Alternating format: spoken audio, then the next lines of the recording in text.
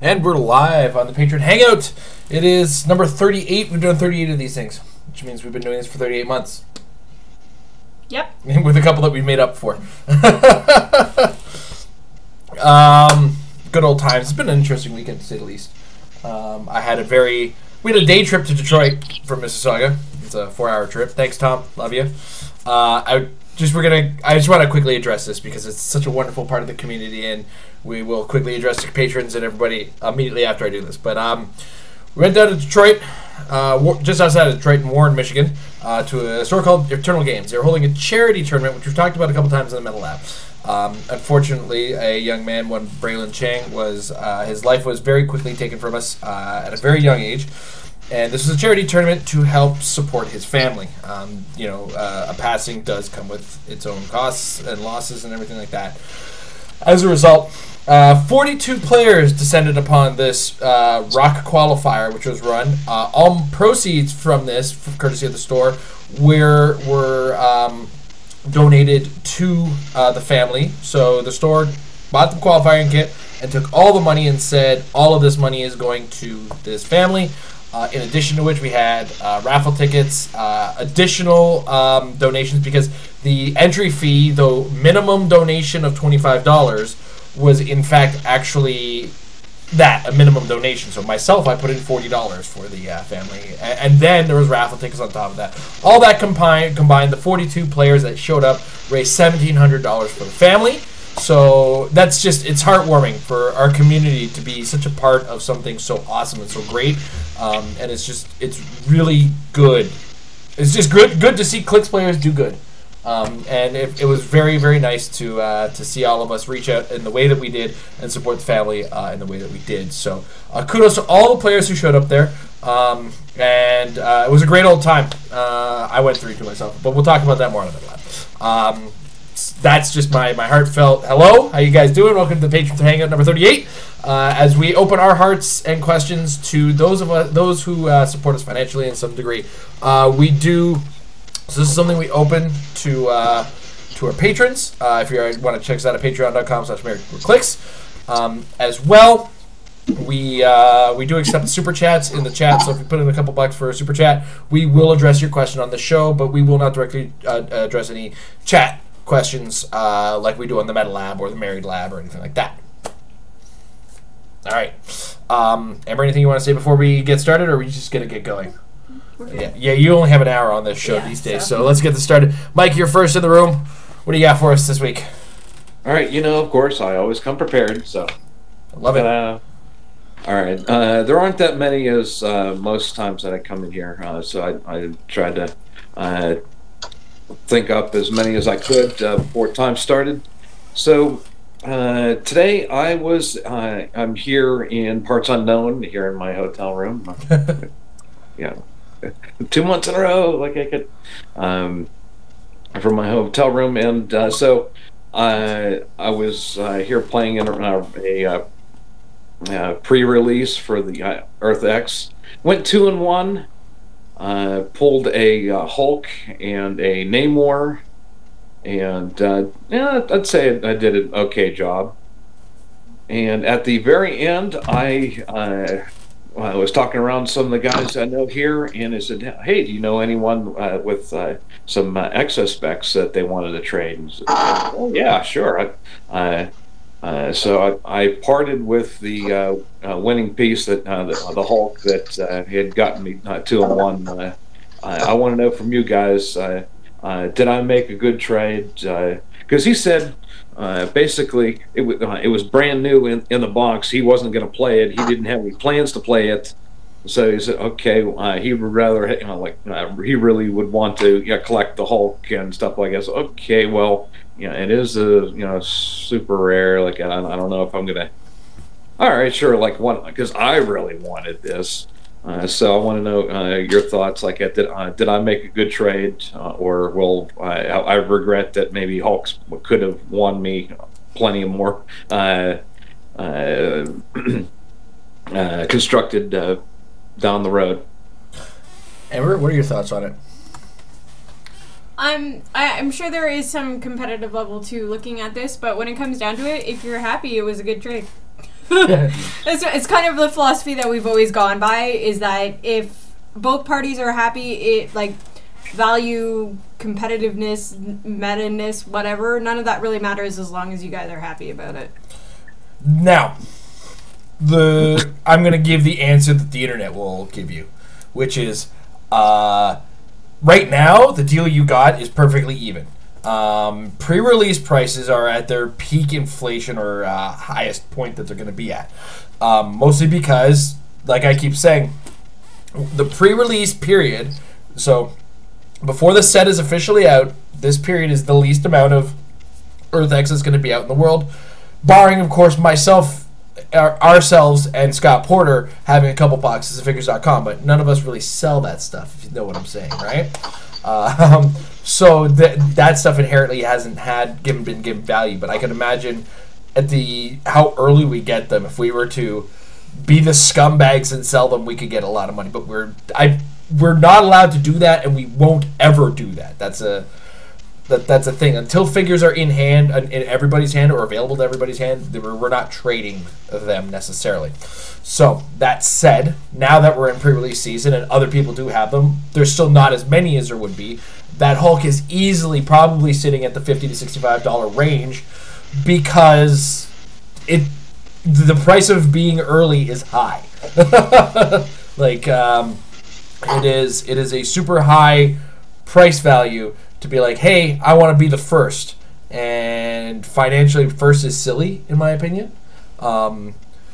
It's good to be just a little bit patient. As a competitive player, I do know when I'm going to have to expend money. And I also know that when it's time to be like, okay, instead of expending money, why don't I just go do a thing, like I did in the case of the Exospecs, where it's like, I showed up at the tournament, I acquired it, therefore I wouldn't have to spend the money. Thank goodness, because at the time I thought they were going to be like $5 a pop.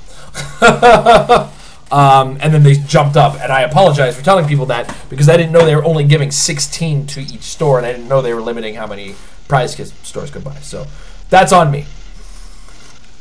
That being said, the person you traded with wanted the Hulk, obviously. Understood, I'm sure to some degree, the financials. And like Amber said, he's a Hulk collector, so Hulks are worth a little bit more to him, or the effort to get a Hulk is high to him. And as a result, he's happy. And you really wanted an Exospecs, you're happy. And I know myself, Jay, and Mike have said that Hulk is really good as a figure. And he's a really good figure, but we haven't come up with the team that he wins with yet. And that team might not exist. As myself and Tom, who we were on our way to and from the event, we had a couple of questions from our friend Malcolm Rush in Japan, who likes to give us questions for Move and Attack. By the way, episode up around the corner with just me and Tom answering questions. So, no question goes unover answered. That said, we were talking about, what we consider to be an underrated figure, and I guess it's figures we talk about at the beginning but never actually perform, and the Hulk could end up being one of those. So, who knows?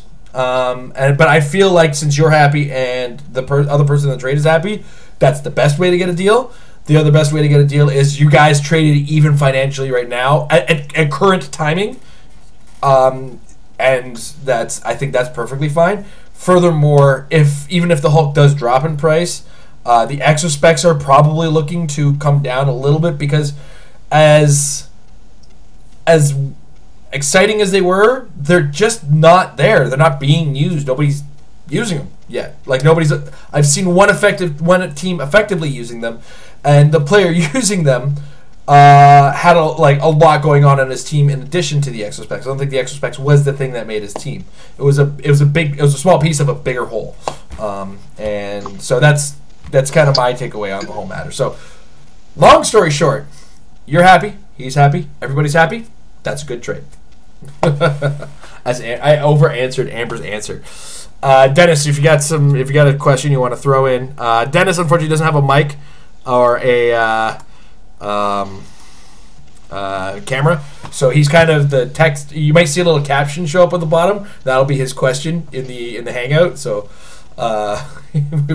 we'll keep an eye open for it. Well, yeah, because I don't. My attention gets all over the place when I actually start answering questions. Sometimes I look at you and not at the screen. So, but yeah, anytime you have a question, throw it in there, Dennis, and we'll answer it. In the meantime, Mike, hit me with your next shot. Okay, because I would like to know a little bit more about the exospecs, and as far as, because it says the point value 12. Now, how do you do that? Do you just like add it on to your team like right away, like and pay the points, or not pay the points and let a free for all, whoever gets to it gets like that? So explain to me how just like the 12 points work. If you bring the exospecs to the board, you pay the 12 points. I think that's basically it, right? Yeah. And when people talk about the scramble to get to them, there is the. Are they in Equip Any? I think they're in Equip Any. I don't know. When it comes down to it, I don't look at it in deep depths these days until I actually put it on my own team. So I apologize that you guys saw a window drag across, but I unprofessionally forgot to put HC Realms up on the screen, on my screen rather. Okay, Dennis has it with him, I guess. It is an Equip Any. So yeah, either team can get it, or Mike's even got it. Boom. Yeah. So that means it is a race to get to it. So that's part of the risk of paying the 12 points for it is you've got to ensure that you have the ability to get it. There's a number of ways to do that. Large theme teams are a standard one, using TK to bring an object back to you. In addition to that, like step one is always be the first, because you want to make as big a theme team as you possibly can, and of course get to go first. And then outside of that, you want to make sure you have a way to get the character you want to equip it there. And now I've seen some tricks lately that are really cool. A good example was what is it? It was I saw it in my fifth round. It was King Aquaman with a King Shark, and he would lay the water down, and then King Shark would get the free move, and then from the free move he would be able to pick up the whatever object he wanted. I think in the case of the player I was playing against, it was a Venom Harness, so it was a super aggressive strategy. I was actually kind of scared. In one attack, he brought my Carnage down to stop click. So that is one effective way, is being able to move for free out to it. There's a couple tricks that I had, and I mean, as an example too, there's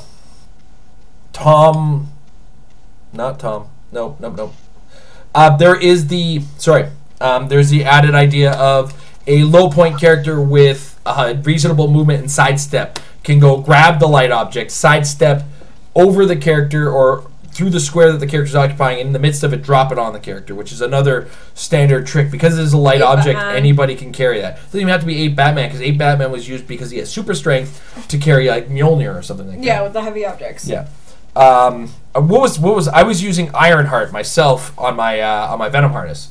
So I would move Ironheart all the way up and back to like one square outside of my starting area, and this was picking up the light object Venom Harness. So as long as Exospec's the light object, Venom Harness is the light object, then you take that character and you sidestep over the character who is who you're doing who you want to equip it, and then put the object on their square. Then that character can now take the power action in order to equip the object. But of course, this heavily relies on you not getting out-raced to it. There are some teams capable of just walking out of their starting area and grabbing it and being like, nope, I'm done. Or anybody playing a Penguin with the Penguin Lounge, which I feel like once rotation hits, that team takes a big hit because the Penguins that will be available are just trash. Oh, right. We're losing Joker's Wild, aren't we? Joker's Wild goes on the next rotation. Yeah. So, but right now in the current game environment, Tom's team does that. He takes your exospecs with a puffin or a seal. PJ did it to me. I was like, oh yeah, that's right. Because the bystanders don't start in your starting area. They start in the water. Yeah, so they start already halfway in the map. Yeah.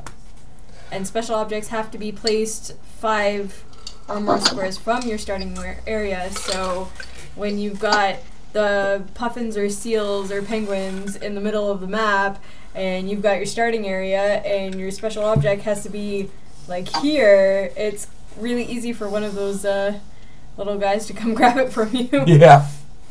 Like I said, it happens. Now, granted, those bystanders aren't going to pick it up, aren't going to equip it because they're not standard characters. They're bystanders. By definition, they are non-standard characters. But they will run away with it. Yeah, they'll just take it.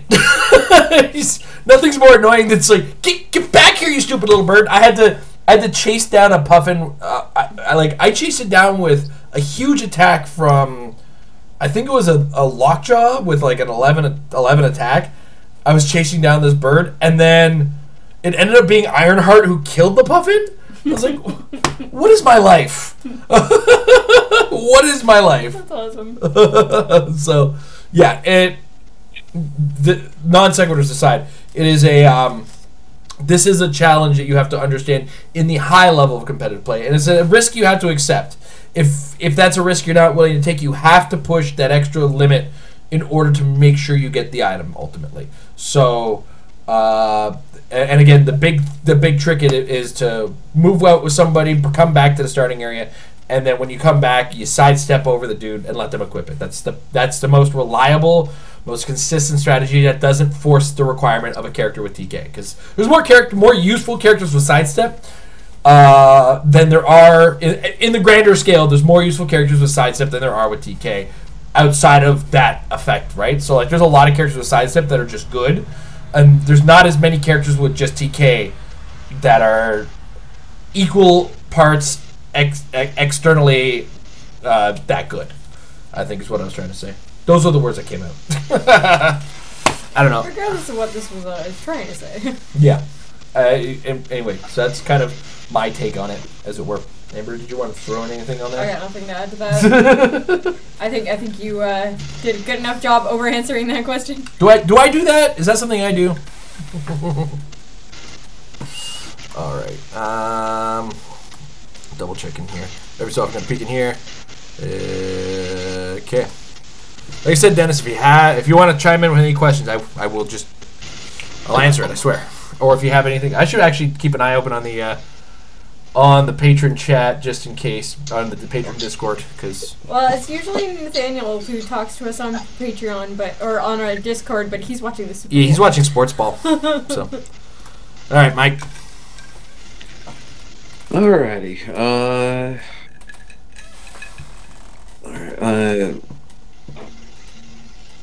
So another character that I got pulled in my pre-release was the new Sandman.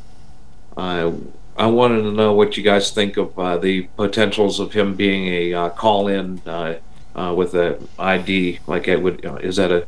Oh, of course, it would be a Golden Age constructed. So I'm sure there's probably a better Sandman out there. Like, but what do you think of the possibilities of it being a call-in? What do you think, Amber? This one from a call-in and a Golden Age in comparison to other ones. Do you remember what he does?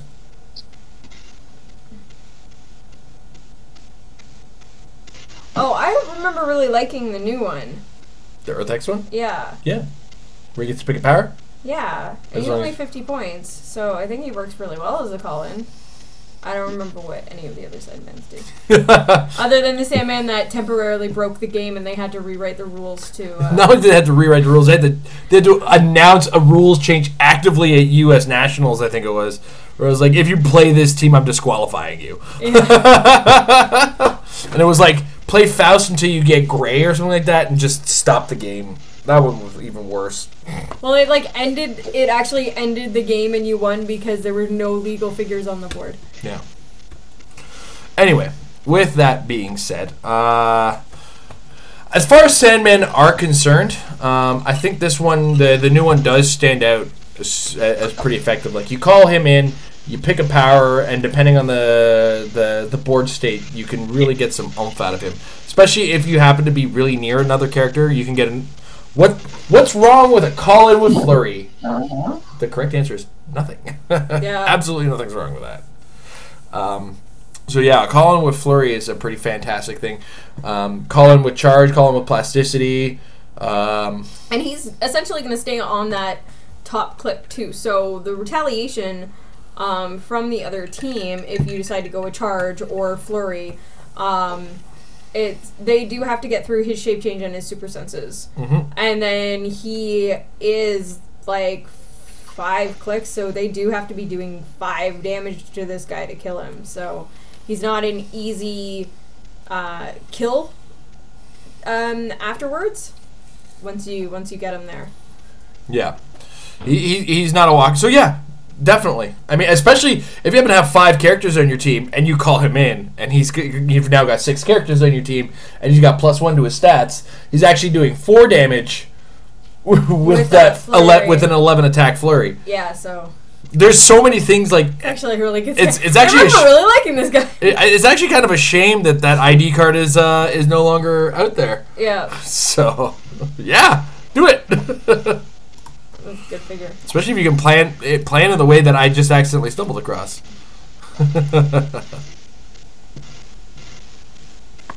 But yeah, floor is yours again, Mike. Alrighty.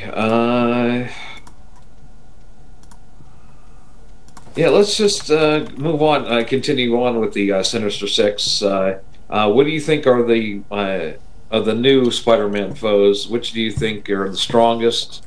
So if I want to combine maybe some of the old Sinister Six from the Spider-Man foes set, that, and kind of work in some other new Sinister Six keyworded figures. Who are the strongest would get the call up, so to speak.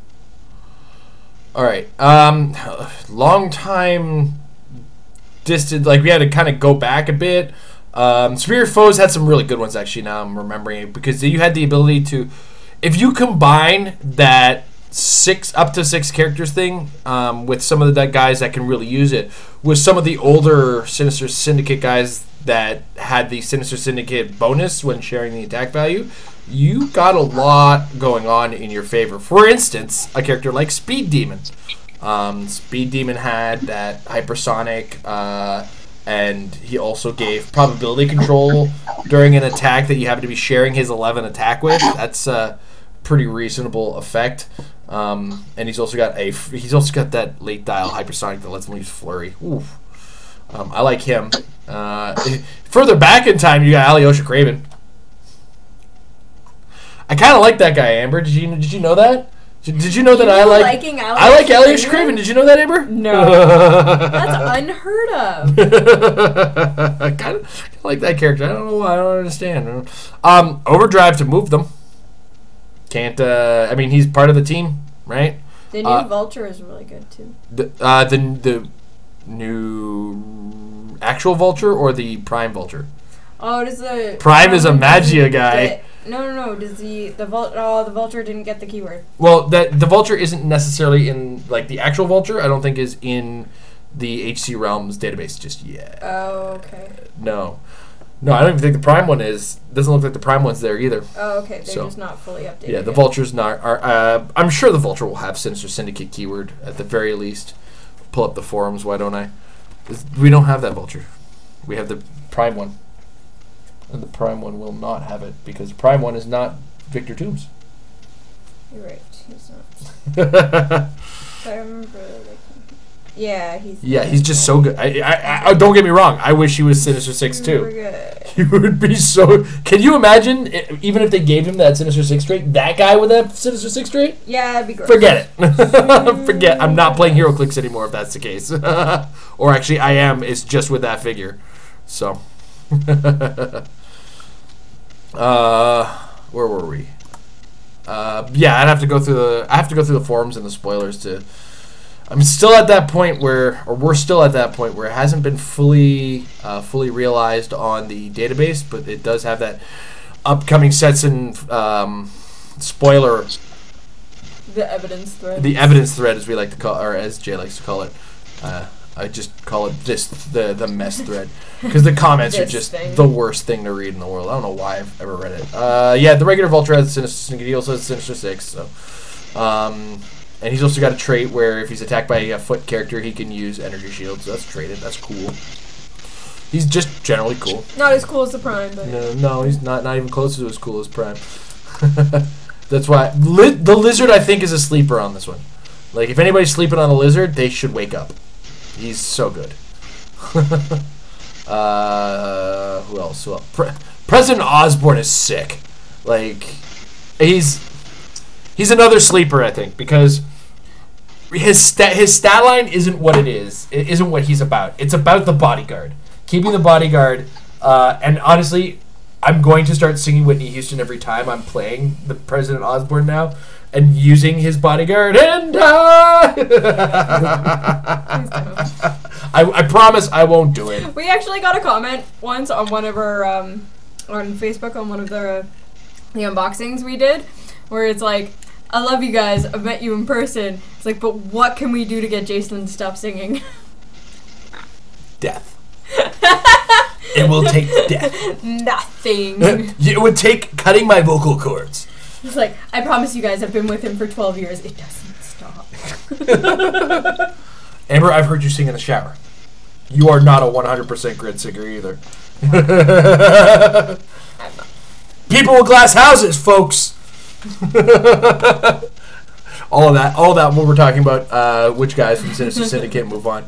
I don't know why I clicked this guy. He's just no. I'm not even gonna let his name be known. The guy I'm just saying. Swarm.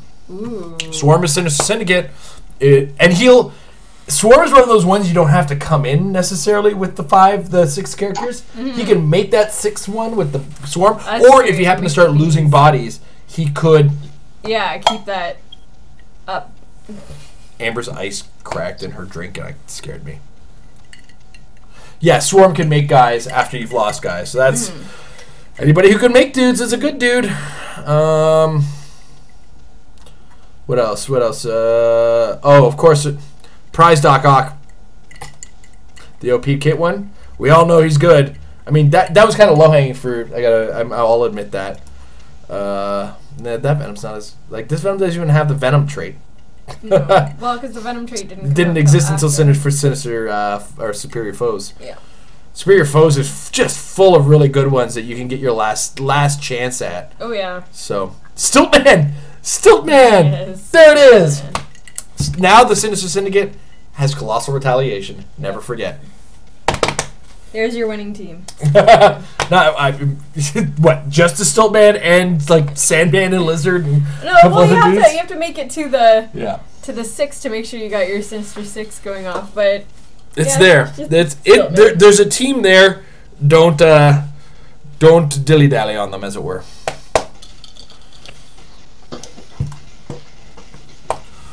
I forgot about Stiltman. Oh my gosh, I forgot about him. I never want to say Hydro Man because I don't think anybody has Hydro Man's card. I know one dude got it. I think Hydro Man's card is rarer than Hydro Man. All right, Mike, floor is yours again, sir. Alrighty, so my usual here at Clix weekly tournament is on Thursdays. This coming Thursday is February 14th. We always love to do the traditional Valentine's Day setup format, and I am trying to come up with some kind of new combination. So can you give me some hints that sorry, I don't mean to put you on the spot like that, but what kind of couples that would work good with the team? I try not to repeat the same couple every year after year. So last year I did end up doing Rogue and Colossus, since they were kind of a couple in an item and a couple in the comics there. So that's what I did last year. Any ideas? Anything that might work? Closer to the meta level type of. Do bromances count? I believe, yeah, that would probably. Then you cannot deny yourself the greatest love in the world, the greatest bromance ever. Luke Cage and Iron Fist. Amber's got this face like, He's gonna say it, isn't he? He's gonna say his favorite dudes. Here we go. Her eyes were already rolling back in her head. Look, bromances count, okay? Cool with that. Me and Tom are something special, Amber. You can't deny us that. If we go with like newer things from the newer sets, you at least have like Medusa and Black Bolt. See, she's smart. That's why I keep her around, guys. Medusa and Black Bolt. That's another one of the greatest loves in the world. That's not of this world, but Lilandra and Professor X both have been made. Yeah. It's another possibility. Trying to think if there was anything from Secret Wars. Thanos and Mr. Death. Yes. Or Deadpool and Mr. Death. Yep. Yeah, either of those two. Or even from earlier on, Deadpool and Sheikla, because he actually married her. That's a good point. That is a good point. What else we got? You know what? Lady Thor is Jane Foster. Yeah. So Thor and Lady Thor. Also a possibility. There's an obvious answer in Spirit Foes of Spider-Man in Spider-Man and Mary Jane. Yeah. Though I don't like that love anymore. He gave up that love for Aunt May. He didn't. That was fake love. One of the things I recently learned about, and I'm pretty sure we have some kind of version of her, was Aunt May and Doc Ock were a thing. That's right, Aunt May and Doc Ock were a thing. There we go. We have the what's the one from What If? Yeah, we have the What If Aunt May as a Spider Woman. Yeah. Spider Lady. She was a rare. It was Spider Ma'am. That's Spider Ma'am and Doc Ock. There we go, Spider Ma'am and Doc Ock. You know what? You remembered that because of the thing in Into the Spider-Verse. Absolutely. Can't mention that because that's big spoiler territory. It's still a little early on that one. But maybe if everybody who's seen it is willing. Everybody who's seen it, they're like, "What are you talking about?" Everybody, it was such a small thing. You either catch it or you don't. Like I caught it. I was like, "Are they doing that? Is that a thing? Yeah. What's going on?" What else is there? Is this Golden Age? I think so. Yeah, I have to double check. Just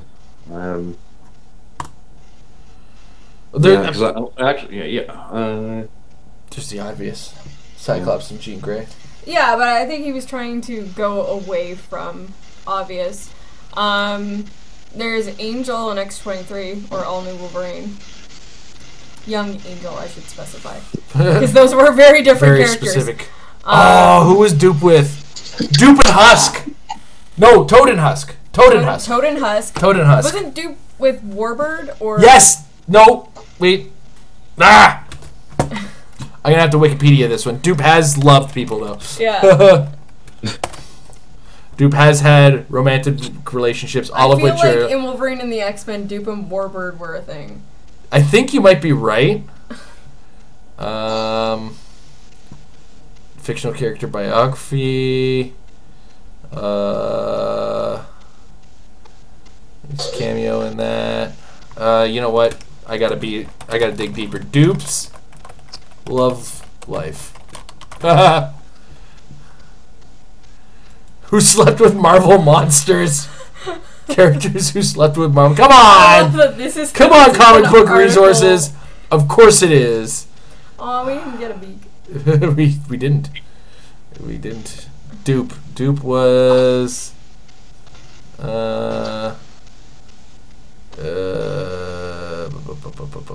Many people assume like Dupe didn't do anything in reality. This is such a non-article. Stop doing this, comic book resources. Damn it. you should just do like Dupe and Warbird. Yeah, Dupe and Warbird. Or Bishop and Warbird, because everybody forgets about that one. Mm. That's the one Shadow character. What was the one? Is that the same character that was in the Civil War set that had the big energy blast around her? Like, yeah, she was one of the Thunderbolts. Warbird? I think No. it's You're thinking Songbird. Yeah. Oh. Warbird is one of the like Shi'ar warriors. Okay.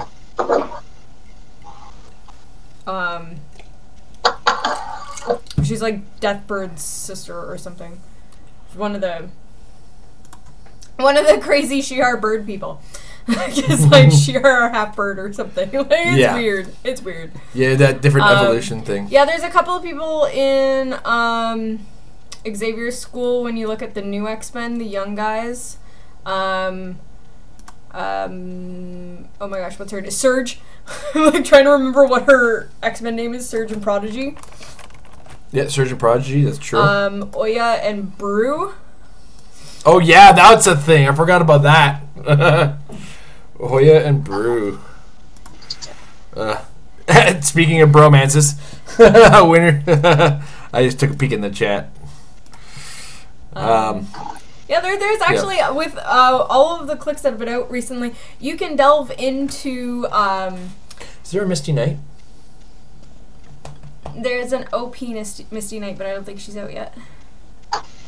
Okay, and so if it's Golden Age, then If it's Golden Age, whatever. go digging for a Misty Knight and use Iron Fist with her. I lost my train of thought. I was going somewhere. Oh, I derailed you. Sorry. Crap. Scarlet Witch and Vision. Oh yeah. Quicksilver and Scarlet Witch if you want to go with the Ultimates. A couple people puked in their mouth. I'm sure. It's gonna bother me now that I was totally thrown off track and I had a couple on the tip of my tongue. I'm sorry, Amber. And it's gone. I'm sorry. I know I already mentioned X-23 and Angel, but also X-23 and Hellion. Amber knows all the teenage romances that go on in the X-Men comic books. It's a little uncomfortable. Oh! Star Sapphire and Green Lantern, if you're going Golden Age. Because Carol Ferris... Actually, I did that once. I brought in as a trio, like Kyle Rayner, and Carol Ferris and Ceramic, they were like a trio type of thing. I worked it out so it was like just them. I remember what it was. I was thinking of TMNT, and now I can't remember which turtle it was that had the Triceratops girlfriend or the alien girlfriend. Oh, it was Raphael. Raphael and his alien girlfriend. Yeah, they Mona Lisa. Yes. Right? Yeah. They actually have a trait together. Yeah. In the turtle set. I'm like, I knew they put her in there. Yeah. Like all of the details. I think actually her and right Space Raph specifically have something together. Yeah. So that's another one. Also in the Ninja Turtles, if you want to go by the IDW comic book, because now Amber has triggered me. The new I think they made the new Nobody. Just give me a second. The female Nobody. Yeah. So you used a female Nobody with what's his name? Mallow. No, not Mallow. Yeah, no, it was Mallow. It's either Mallow or Casey Jones. I feel like it's Casey Jones actually, but it wouldn't have to be. Anyway, yeah. So one of the two. Yeah, Mona Lisa. Was she? No, okay. She's not a. She's not one of the Triceratrons or whatever they were. No, she's like a lizard person. Yeah. This is from the animated series. Yeah. It's from the Nicktoons one. And also, what else can we do in Ninja Turtles? Donatello in the cartoon fell in love with April. Yeah. That was rather unrequited, much like April and Casey Jones, though. Yeah. Well, Casey Jones and April did become a thing in at some point. Comic. They fell in love. Leonardo and Karai. And Karai. Someone in the chat had mentioned Deadpool and Colossus, and it made me think of Wolverine and Hercules. Who did Colossus start dating in Ultimate X-Men? Oh, wasn't Nightcrawler? No, it was Northstar. Northstar. And then Nightcrawler went psycho about it because he was like he's fanatic super Catholic, where he's like, "You're an abomination. I'm gonna kill you both." Mm-hmm. It's getting weird now. We gotta stop. We went too deep. No more. We went too deep. We haven't even gotten into DC. I mentioned one thing in DC. I don't want to go any further. Although, in Mask of the Phantasm, did Bruce Wayne have a romantic relationship with the woman who turned out to be the Phantasm at the end? I don't remember. Never. Sorry for the spoiler alerts on the 28-year-old movie, by the way. Didn't actually say the movie. Yeah, I have to actually rewatch that one. It's actually arguably one of the best Batman movies ever made. Yeah. All right, so we have a question from Dennis in the in text format. He was saying, I got the Venom 51 super rare in the one pre-release I played. What a pull! Because if you pay pre-release prices for him, he's pretty pricey. Wow. That alliterated by accident. He sent us a syndicate. Played him, but I didn't love him. But I couldn't take advantage of the call-in help from the Venomverse trade. I might use his Venom symbiote object if it has a similar effect to the one with from Superior Foes Spider-Man. Was the new symbiote just added because the one from Superior Foes Spider-Man will retire? Likely. There's a good chance. I mean, it's probably one of the most used equipments in the game currently. But yeah, I mean, just in general, I'm not going to kid myself. It's 4 points, so it's 2 points less. You don't get the possibility of the plus ones. Honestly, it's such a staple of the game right now. The ability to give yourself plasticity and shape change. Two powers you don't frequently get the ability to just get too often is super powerful and definitely worth having in the game. It's just the problem that I have is that it doesn't change modern as a result. Like any teams that are using symbiotes are, guess what, still using symbiotes. So that's kind of a thing to accept. Mm-hmm. Yeah. I don't know. What do you think, Amber, about the whole thing? I mean, you obviously think that they did it. Yeah, I would not be surprised if we see it, because it does also seem to be like an update.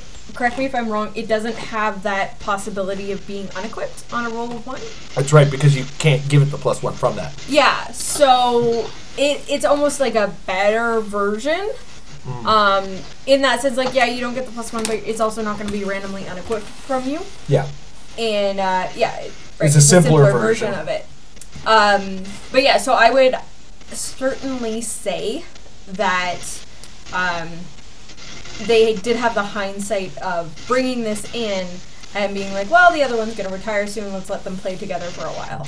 I think one big key awesome thing about it is that this is probably the longest that WizKids has committed to a trait common to a character or a specific theme. Right. Because every single symbiote now, or symbiote-based character, has automatically breaks away, plasticity, and shape change. Yeah. And because it's so consistent across everything symbiote-related since they introduced a trait, and that they're continuing past that point, I think it adds such a commitment to that. I feel like it's the first thing they feel like they've really got right.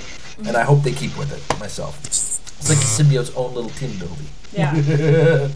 Which, now that we don't have ATAs, is kind of nice. It is kind of nice. Yeah. So I don't feel like it's an accident. I do feel like you said, a more simplified version was really key to it and goes a long way towards their goal. It is kind of funny when you think about the idea, though, of Alistair Smythe saying, "You don't have that anymore." Yeah. Eat my spider slayers, or my spider slayers will eat it, rather. So, all right, Michael.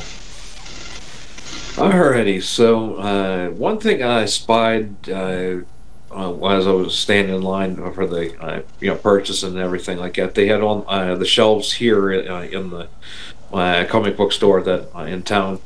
I know this is Clix, but the same company does the Dice Masters, and they had a box of the Dice Masters reduced down to $5. Does nobody want to do that anymore, or what happened to that? There's a couple factors. Their meta. There was a short period of time where their meta was very poisonous, in my opinion. There's a couple of problematic cards that made the game generally unfun to play competitively. Now, that doesn't usually ruin a game. 100%. I mean, Magic the Gathering survived through a year of Ice Age. Like, they actually created a set called Ice Age and almost broke their own game by making such a terrible, terrible set.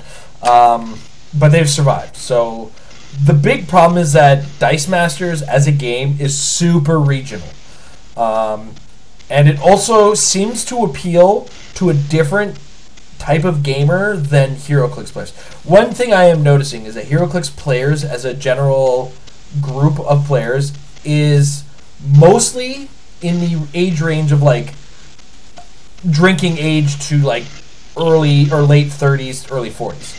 And now that's not to say there's no such thing as younger than that and older than that playing the game. But this is just the majority of the people showing up for these tournaments are generally adults in that whole. Dice Masters went on the either end of that scale. I noticed there's a lot more older players and a lot more younger players, while there are still a fair number of those in betweens.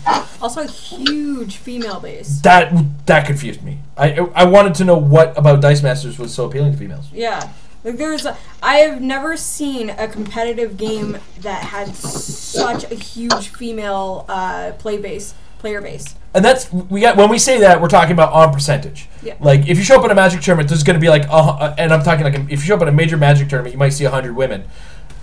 On the scale, that's still on the same percentage that you see in HeroClix in our grand scale of like 4 hyper-competitive female players, I think, at most, right? At any given time. Correct me if I'm wrong. At this point, of the ones that go out to tournaments, I've met them all, more give or take, and there's like a dozen of us. You're not competitive anymore. No, I'm not, and that's what I'm saying. Of the females that I know that play, just play the game.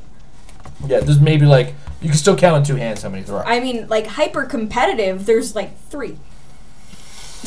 Emily, there's Sam, Emily, and Patricia. Yeah. Asia, she tries. Yeah, but I mean, like, hyper competitive, like, travels around everywhere to. Okay. Like, Emily will go everywhere she can go. Yeah. Same with Sam, and same with Patricia. That's a fair point. So. Yeah. But none of these are factors as to why Dice Masters is not successful. No. Dice Masters is successful based on regions and the viral effect, and who stays with it. Now, I've met a few friends who didn't play HeroClix who did get into Dice Masters while I was in a short period of time playing Dice Masters. That one friend, unfortunately, I had decided to step away from the game. And he went to Australia, where there's almost no gaming except for maybe Magic occasionally. He was unfortunately sad to realize that we had lost any interest in Dice Masters because I had accidentally stumbled across, or all I did was took the team that I had, added the 2 poisonous elements to my build, and just was attacking for like 100+ in a turn. People were not happy, and I don't blame them. I do not blame them at all. I wasn't happy about doing it. I kind of looked at it and I said, sorry? Yeah, the meta ended up breaking, and then when WizKids went to try and fix the meta, they banned the wrong element. Yeah. So... Whoopsie. I think they banned the thing stopping it. Yeah. Like, it's like... No! Also, and, like, it could be, like, I'm not even on the pulse for HeroClix releases recently, but I haven't really heard much about new Dice Master sets. They released Avengers Infinity. Yeah? Okay. And I know they were doing, like, campaign boxes. Yeah. Where it was actually, like, a set number of characters that you were getting. It looks like they went the route of an LCG, which is... Yeah. So they went from what is a collectible card game, which is I buy a bunch of packs, there's a bunch of different rarities, everybody's going to get everything that we can possibly get. I have a different collection, she has a different collection. To the LCG, the living card game style, which is as long as you purchase every single product they release, which is self-contained products, and I buy every single product that is released, none of us is at an advantage. All of us are at the same level. Some games can survive that way. Some games can live long term on that. And I just think that Dice Masters, we've lost our eye and our attention to it very quickly. It was a really cheap, interesting game at first, but something happened to the player base. It just dwindled, lost interest. Part of it too was when they were first building the interest in the game, they really screwed up by underprinting. The first set was massively underprinted, and as a result, there's an attention span to gamers. I was this close to getting into Star Wars Destiny. Do you know what stopped me? They ran out. They ran out of starter sets. And in that moment where I was ready to buy a starter set, I was like, oh, that's a shame. And the store turned to me, he's like, do you want me to order it? And then on that hesitation of him asking that question, between the time I said, I'm interested in buying a starter, to, do you want me to order it? I've now got to wait. And in my head, it's just like, I'm just not going to care by the time it comes to me. Yeah. And that was it. That was Star Wars Destiny died to me. And that's what happened to a lot of players who are Dice Masters. Is like, here it is. It's all out there. What do you guys think? I wish I could tell you. I wish I could tell you. So. Also, there hasn't been a whole lot of noise from one of the head designers last year moved to Singapore, and like he's still a very active designer and still coming out with lots and lots of games, but hasn't been making as much from WizKids. So I don't know if he's even still making Dice Masters for them, or if they have a different design team now. Because I'm just flat out not hearing anything about the game anymore. Yeah. And I don't know, but the regions that it's popular. Mm-hmm. I'm wondering if WizKids lost support or just stopped supporting it, or something happened with some of the license agreements. It's hard to say. Yeah. It could just very well be that your specific area, that very specific store, had overstock that nobody was coming in to buy, and they're like, all right, well, we've already lost money on this, let's just sell it off for what we can. Yeah. I know our store, where we go to the Comic Warehouse, they're very good about talking to, especially Dice Masters in our area had a very small player base. I think we once managed to fill a rainbow draft. Mm-hmm. And that was like, a rainbow draft is, you open a number of packs, put all the dice out in the middle, or you open up all the packs, but you put them aside in groups, and then you pick and choose your cards, and then you grab all the dice based on the cards that you grabbed. And that's like, I think that was really cool. It was visually really fun. It was, well, I mean, lining up all the dice. Lining up all the dice in the little rainbow, as it were, is pretty cool. And but that was the one time we had enough players to really feel like we had a tournament going. And a lot of the times at our store, the Dice Masters players, with the exception of maybe one or two, they were there because they were waiting for HeroClix to start. Three of us, actually, now I think about it, is you, me, and Aiden as Dice Masters players. We should have played the Wait for HeroClix. Yeah, but then like Patrick and Andrew would be there waiting for HeroClix, and then I think, didn't Adam even get into Dice Masters before HeroClix, or was he just there early? He was just there early. Yeah. So I think we only had one dedicated Dice Masters player. Everybody else were HeroClix player that were just, well, we're here for HeroClix, let's play with Dice Masters. Yeah. And part of that was that, like, the ability to get in was maybe $25 and you could play decently. As, buy like a starter and get a couple packs. It was really, really attractive because a single booster was $1 when it started. By the time that I stopped paying attention, I think they had gone up to $2 a booster. Yeah, the demand was high enough and the cost went. I mean, the dollar took a dump on us. So, yeah. Anyway, long story short, don't know. Maybe a question for your actual store. Yeah, I mean, I'm sure there's a story there. The other problem is that getting players or people to organize the tournaments locally was a nightmare. I didn't want to do it. And I know, Aiden eventually did it once or twice, but nobody wanted to organize the tournaments, I think, is the thing. And I don't know what happened to why nobody wanted to organize or Dice Masters tournaments. It's a fine enough game, but I don't understand the mentality myself. Now it's funny now I'm thinking about it. I have a pad underneath my keyboard to keep things from slipping around, and it's actually a Dice Masters playmat. There's a question from Dennis. There is a question from Dennis. Woohoo! All right. Do you know if it is a standalone game that the TMNT board game or the TMNT set as itself, it's what you would call a good solid start into Dice Masters. It has all the tools you need, I think, to build 2 Dice Masters decks or builds, and then 2 players can play, but there's also a game mode in there that's more board game like. So it's kind of like what they did with the Ninja Turtles starter set, the first set Ninja Turtles starter set that had terrible characters in there.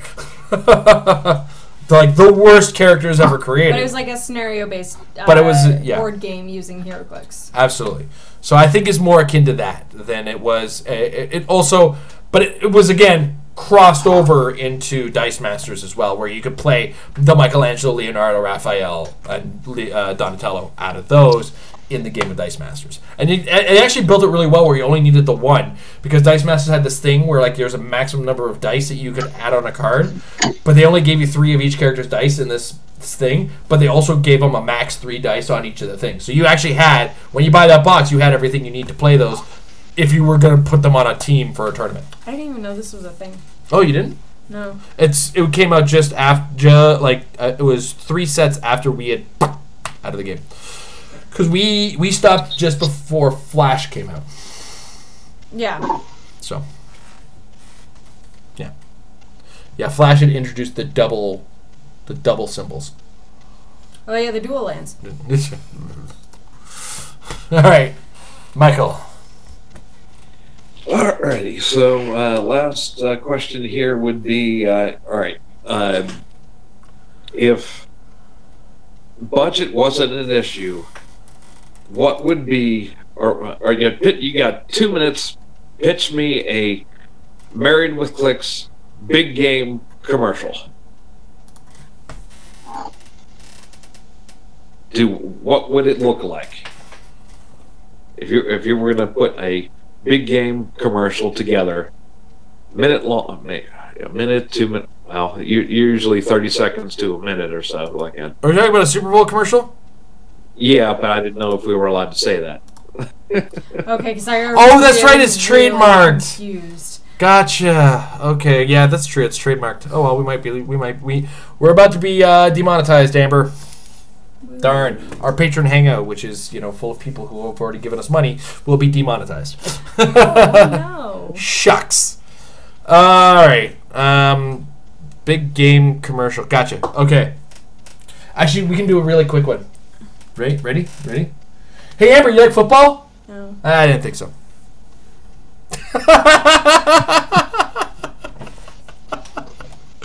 No, so but confused what's happening. Saints aren't playing. Don't care. Oh, jeez. Yeah, no. How would we do a? I mean, like advertising ourselves. Are we supposed to? Oh, are you supposed to be like? Is this supposed to be our version of a Super Bowl commercial? Like not for the Super Bowl necessarily, but a commercial that would air on the Super Bowl. Correct. Gotcha. Okay, I got it all wrong. I do have to say, like, the 5-year-old trailer that I have set up, if you're not subscribed to our thing, the opening shot is, like, me with the most amount of cleavage you'll ever see on the channel. Perfect. Okay, so we start with that. But it's a Super Bowl commercial. Yeah, if you're already subscribed to the channel, you won't see it. Or, like, if you're not logged into YouTube, look at our trailer. It's, like, 45 seconds long, and it's so old. And, like, it's a really good way to see how much weight I've lost in the last 5 years. How much I've gained.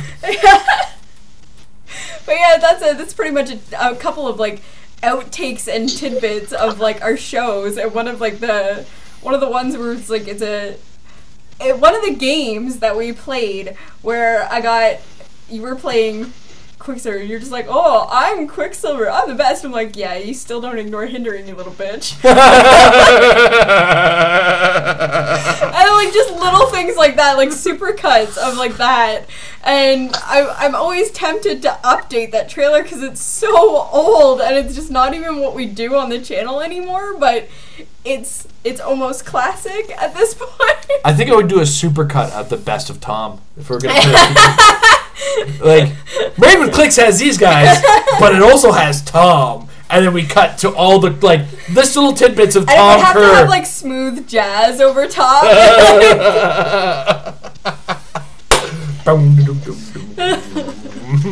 A deep bass line in the background to actually back up Tom.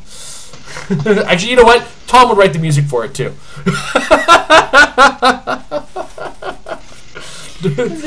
We would direct it. We would direct it, but Tom would be the music director and voice actor, and but I'm not. We'll do the editing and the directing. I'm Married with Clix. Ooh, we should get Tom to do that. Just like a Tom, I need you to say something. Okay, I need you to say this for me, Tom. Last time I'm Married with Clix. All right, last time on Married with Clix. I can't even do Tom's beautiful sultry voice. Like I cannot. It's I cannot just the Tom. voice. I cannot Tom. I would do everything I can to keep Jay off of the commercial. I'm gonna have to tell him that tomorrow on the show if he does, because he doesn't watch this. He'd be like, Jay, I made fun of you on the show yesterday. But Jay knows I do it in jest. And probably find the best of Mike too. No, it would just be the best of Tom. We want to sell the show. In fact, it would be our faces. Actually, just Amber's face. It's like she's on the show. I'm kind of on the show. Cut to Tom. Check out our archive featuring Amber's tits. Oh God, the show's come along. Remember when you used to not fit into clothes? Yeah. Oh, that took us down a trip down memory lane. Well, at least I don't get those comments anymore, so there's that. Hey. Speaking of which, oddly enough, I checked today. We are 69 subscribers away from 3,000 now. Giggity. We're almost at 3,000. We're so close to 3,000. So close. It's actually, we've been sitting at like 2,930 fluctuating. Like between 2,930, 2,932, 2,930, 2,935, 2,930. It's really weird how that's been working for us. So if you're not subscribed, subscribe. Wait, how do they all do? How do all the YouTube channels do it? Subscribe, hit the notification button, comment, and like the video. Oh God, I don't pander like that. Don't forget to comment, like, subscribe. Oh. Description right down below. Have fun with that. Although I have now cleared out the responses we have. We're down to we currently have one Malcolm Rush question sitting in the responses. So if you guys have questions for Move and Attack, traveling season has begun. I know we're going to be with Aiden traveling to Jackson Queen in mid-March, so we have that to look forward to. Throwing a little bit of advertising. Something in March. Are we all? You know what? That's how we do it. We advertise all of our shows, and I can't make a commercial. We don't advertise. We don't do this. We don't do this.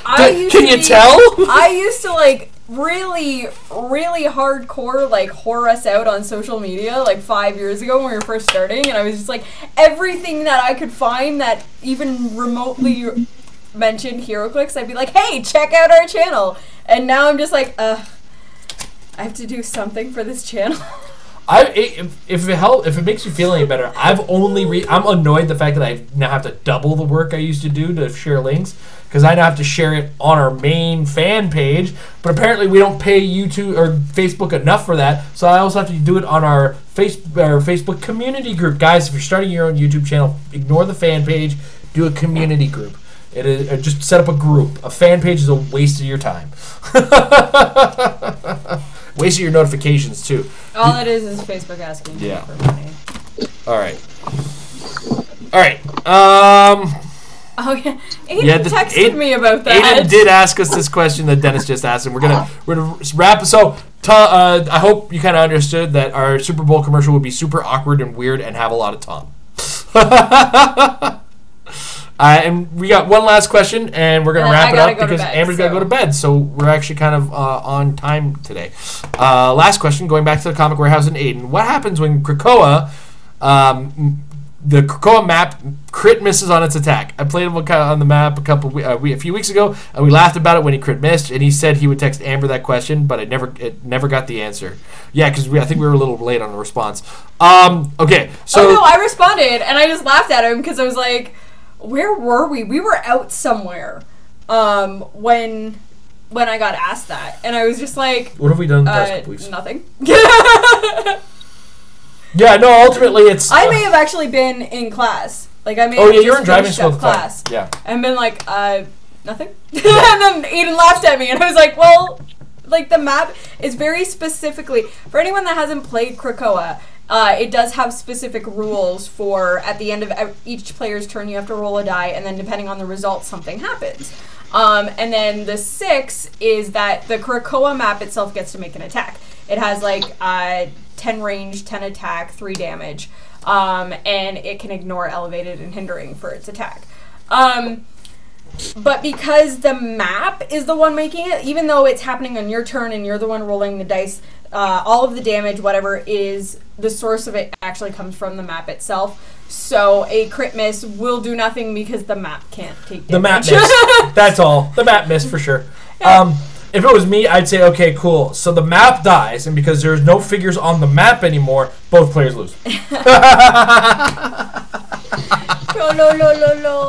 No, but seriously, what Amber said, like, it's just a flat-out miss. It's just a flat-out miss. The island sinks. The island sinks. Yes. Krakoa drowns. That's what it is. All right. So that's it.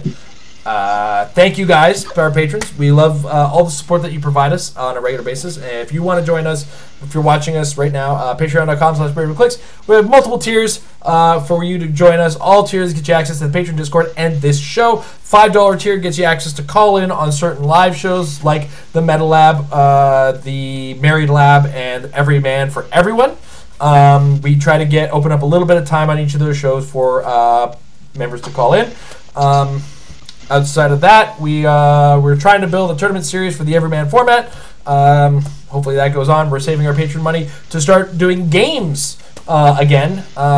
So we're going to try live games. We're going to set up a tripod, a second webcam. It's going to be a little bit of a rough start. We're also planning for... We've seen comments. The most consistent comment we get on the video, so everybody knows, we're going to use our Patreon money. Well, I mean, we've already used the Patreon money to get the microphone. We're going to actually use the microphone for it. We know that when we film in the kitchen, there's a little bit of an echo. We're going to try bringing the Blue Snowball into the kitchen when we film our future unboxing videos and piece-by-piece reviews, so that you guys don't get that tinny, echoey sound. So hopefully that works a little better for you guys. We have seen the comments. We know we've been trying to figure out the best way to deal with that particular issue. And the patrons have been the ones to help us deal with the little things that we can get in the long term. We're slow in the comparison view of like the growth of a lot. Like so many people see YouTube channels grow. We don't quite have that viewer base, but we're doing a lot of really good work for that, and a lot of hard work for that. So we do appreciate the support that we get, and any little bit helps. So check us out at patreon.com/MarriedForClicks. Thank you guys for watching. Thank you guys in the chat for having some fun while you were watching as well. If you're watching in the archive, thank you for your support as well. Have a good night, everybody. I sounded like I was going to say something else when I said that, eh? I'm just all over the place. I have no idea how to do this. There we go.